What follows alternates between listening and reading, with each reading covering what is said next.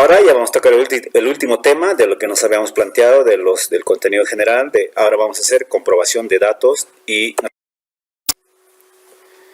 estamos con la actividad número 08, comprobación de datos y registros. Lo que usted tiene que aprender ahora es a describir y comprobar los datos de las tablas, o sea, la forma como se ingresan los datos en las tablas relacionadas. Vamos a tratar sobre análisis de tablas relacionales, análisis de claves de indexación, análisis de descripción de datos de tablas secundarias, análisis de descripción de datos de tablas primarias y los datos relacionados. Empezamos con la primera, comprobación de datos y registros.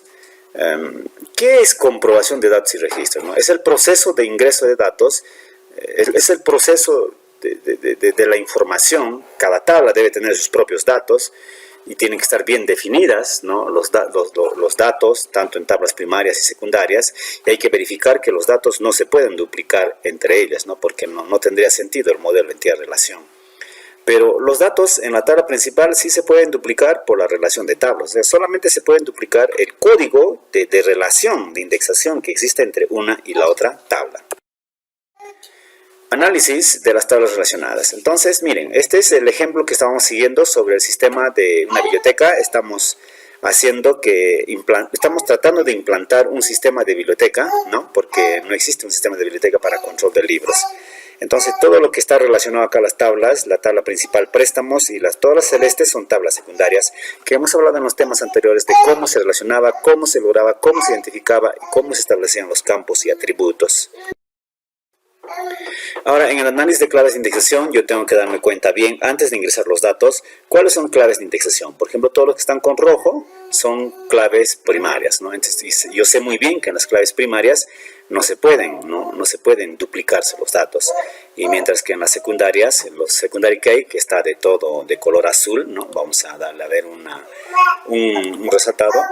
Todo lo que está esta parte de color azul son claves secondary key, ¿no? En acá sí se pueden repetir los datos, ¿no? Entonces, por lo tanto, la conexión entre una tabla principal y una tabla secundaria es a través de un primary key y un secondary key. El primary key el primary key va a ser en este caso de libros, va a ser el código del libro, y el secondary key el código del libro, pero de la tabla préstamos, ¿no? Entonces, ahí está la relación. Esta sería la relación, ¿me entiende? Entonces yo tengo que fijarme eso, ¿no? Entonces, ¿para qué me tengo que fijar esto? Para ingresar datos, porque si no yo no voy a... Ahora, en el punto 3, análisis y descripción de datos de las tablas secundarias.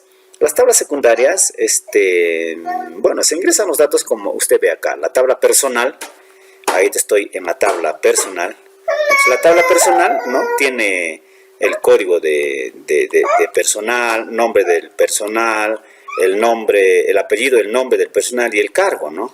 Entonces, ahí se llenan los datos como siempre se tiene que llegar. Código personal, por ejemplo, hay un 243030, un 245050, el 243030 es Luna Quispe Maritza y ella es bibliotecaria en el cargo. Lo cierto es que no se debe de repetir, no se tiene que repetir los datos, ¿no? en el código de personal. No se puede repetir porque el código es el que identifica, ¿no? a ese registro y también me va a permitir para relacionar. Entonces casi no hay problema en el ingreso de datos en las tablas secundarias. Pero cuando yo hablo ya de la descripción de datos o ingreso de datos de las tablas primarias, aquí sí yo tengo que tener mucho en consideración los principios, ¿no? de consideración. ¿Ya? Entonces, por lo tanto, miren, acá hay un ejemplo, ¿no? Si usted analiza la tabla, ¿no? Vamos a ver. Si usted analiza acá la tabla usuarios, se va a dar cuenta que está el código del usuario y está el código de la carrera profesional, ¿no? Hay dos.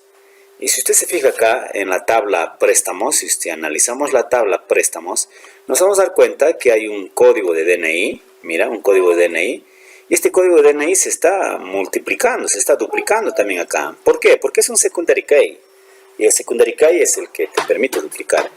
Entonces, ¿quién es el primary key? El primary key vendría a ser esto, el 1, 2, 3, 4, 5, 6, así sucesivamente va a crecer esto, entonces no se puede repetir los datos, entonces, por lo tanto eso se llama primary key. Entonces miren, solamente estoy ingresando el código. Yo al decir 400, 458 me estoy refiriendo a alguien, es un estudiante. No sé quién será, pero lo identifico por su código, 400, 458. Y él se ha prestado un libro, el libro es ET-PAT 1. Yo no sé cómo se llama este libro, pero conozco su código. Le he prestado un libro de este código. Es de la carrera ET. Yo no sé qué significa ET, pero es de código de carrera profesional ET. Claro que sabemos que es enfermería técnica, pero en este momento yo no lo sé. Entonces luego tiene el código del personal que le ha prestado el libro, es el 235558. Yo no sé quién es. Por lo tanto, mira, hay 4 códigos. Con estos 4 códigos, si es que está relacionado, voy a poder administrar, jalar los datos de las otras tablas. Entonces, a la persona 400-458, le he prestado un código del libro, el ETPAD1, de la carrera profesional de ET. El que le ha prestado el libro es el bibliotecario, es el 235558. La fecha en que le hemos prestado es el 15/06/2020, a las 10 de la mañana. Está en condición prestado, todavía no ha devuelto. Entonces, así, ¿no? Yo tengo que ingresar de esta forma los datos. Por ejemplo, yo no puedo colocar, ¿no? Yo no puedo colocar un código 400-401, ¿ya? Porque en mi lista, si usted analiza esto, en mi lista de usuarios no existe un 400-401. Hay un 400-400, 400-458, 400-500, 400-405. ¿Me entiende? Y solamente yo puedo ingresar estos registros, estos códigos en la tabla principal. Yo no puedo, por ejemplo, ahorita no existe, si usted analiza esta tabla, no existe el 400-401.